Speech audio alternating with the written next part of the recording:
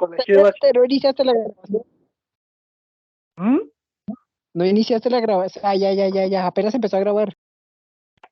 ¿A poco sí? Bueno, otra vez. Sí, tú, dale.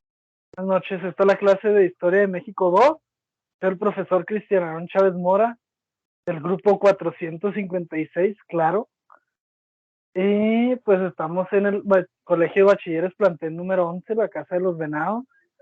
Y el tema de hoy va a ser el maximato en México.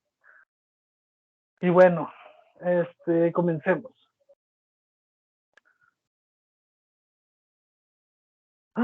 ¿Por dónde empezamos? Bueno, como recordaremos en el tema anterior, vimos lo que viene siendo el gobierno del señor Calles, donde vimos cómo dejó caer todo el peso de su poder hacia la religión católica, hecho que quedó marcado por la guerra cristera y millones de ciudadanos católicos que fueron asesinados. Bueno, ahora empezamos por dónde. No manches, bro. El señor expresidente Álvaro Obregón, tras actuar como mediador en el conflicto cristero y poner fin a dicha guerra, tras esto, ya casi por concluir el periodo presidencial del entonces presidente Plutarco Elías Calles, promulgó la reforma a los artículos 83, 82 y 83, que permitía la reelección solo por 3 ocasiones. ¿Qué queremos decir con esto? Solamente que se podía ser presidente, pero en periodos diferentes. Por ejemplo, ahorita el PG está y puede entrar otro presidente y luego después otra vez se puede reelegir el PG. Esto fue lo que hizo Álvaro Obregón. Entonces, Alvarito pues, salió elegido para ser presidente de la República durante el año de 1928 a 1934, pero para su suerte, el 17 de junio de 1928, durante una comida, fue asesinado por José de León Toral. No los pongo en contexto. El señor Álvaro Obregón estaba comiendo en el restaurante La Bombilla. Y aquí estaba el presidente comiendo su carnita asada, bien suave, bien a gusto. Y en eso de repente llega este vato loco y le dice, oiga, señor presidente, mire, hice una pintura de usted. Y pues Álvaro Obregón dice, no, pues está perrona. Y en eso saca una pistola de la chaqueta y le tira 6 balazos. Esto fue la forma en la que murió Álvaro Obregón.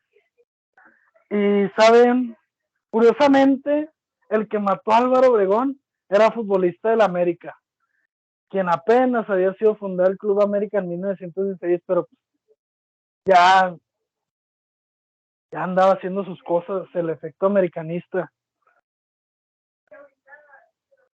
Bueno, la siguiente diapositiva dice Plutarco el más perro. Bueno, aunque es culpado el americanista de ser el que mató a Álvaro Obregón, existe la leyenda urbana de que fue Plutarco Elías Calles el que asesinó a Álvaro Obregón.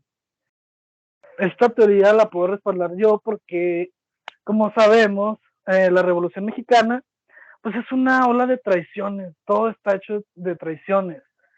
Podemos ver que entra alguien al poder, no nos gusta, queremos otro y te vamos a matar porque tú no haces bien las cosas. Vamos a dar un golpe de estado, ¿por qué? Porque no me gusta cómo estás mandando el gobierno de México y queremos sacarte de la presidencia.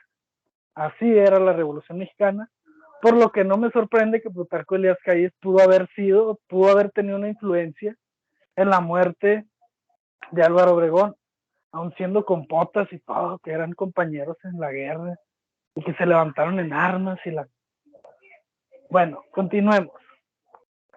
Como resultado de dicho suceso, el señor presidente Calles impulsó la formación del partido político y en el año de 1928 creó el Partido Nacional Revolucionario, el PNR. Dicho que el PNR viene siendo básicamente el PRI, pero este es su antecesor, su nombre antecesor.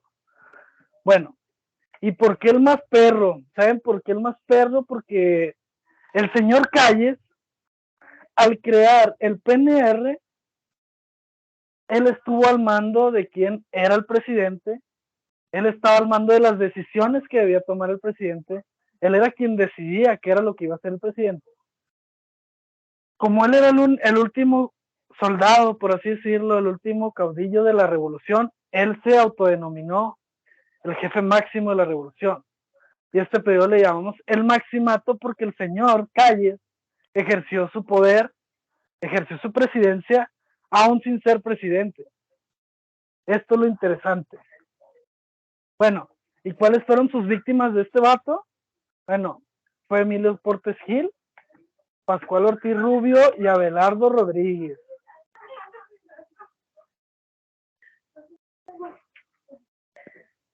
Bueno, y estos tres vatos, pues el Emilio Portes Gil, que fue la primera víctima, tras la muerte de Obregón, Calles maniobró para que el Congreso le designara como presidente interino de la República. Y después Pascual Ortiz Rubio dijo, en tus manos de un títere, un títere. Bueno, y una vez más Calles metió su cuchara y impuso su gabinete. Tras la presión de ser el muñeco de Calles, el señor Pascual Ortiz Rubio se enojó y dijo, no, ¿saben qué?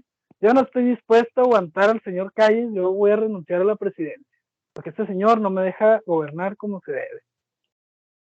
Y ya por último, Abelardo Rodríguez, el menos peor, quien concluyó los últimos 2 años con buenas acciones para la nación, aunque todos sabemos bien quién fue realmente a quien lo hizo.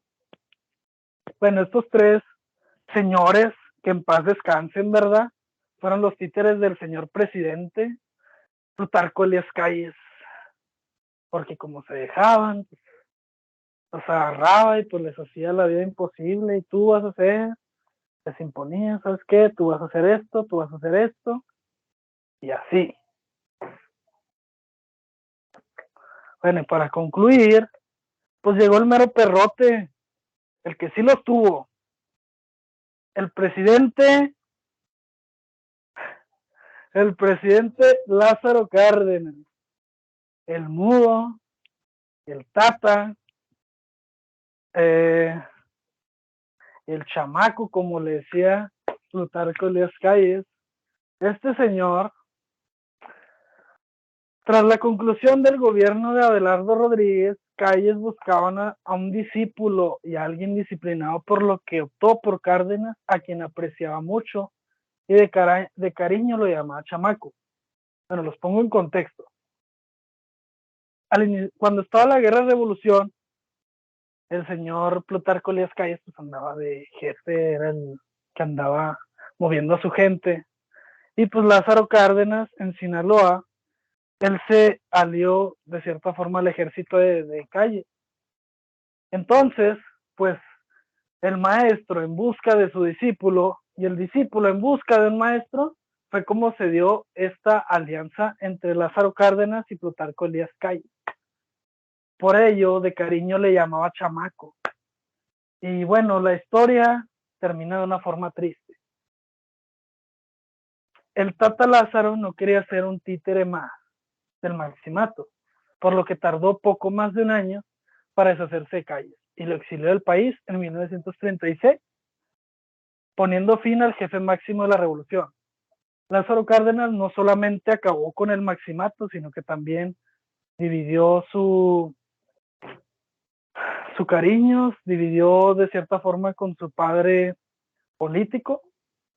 Y bueno, él fue el que puso el fin, porque dijo, ¿saben qué? Yo ya estoy cansado, yo no voy a hacer lo que él me pida, yo no voy a hacer.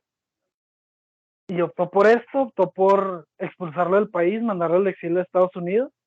Curiosamente, el presidente Lázaro Cárdenas fue a buscarlo hasta su casa y el señor Plutarco Elías Calles estaba leyendo el libro de Mi Lucha, el libro de Adolf Hitler. Y esto es lo interesante de esta historia. Bueno, no me voy sin antes mencionar que el próximo tema vamos a ver se viene siendo el gobierno de Lázaro Cárdenas. Les voy a dejar como actividad hacer un dibujo, hagan unos títeres, hagan su imaginación para hacer un trabajo bien bonito.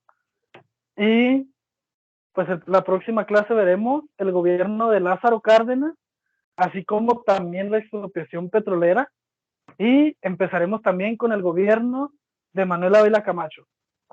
Sí.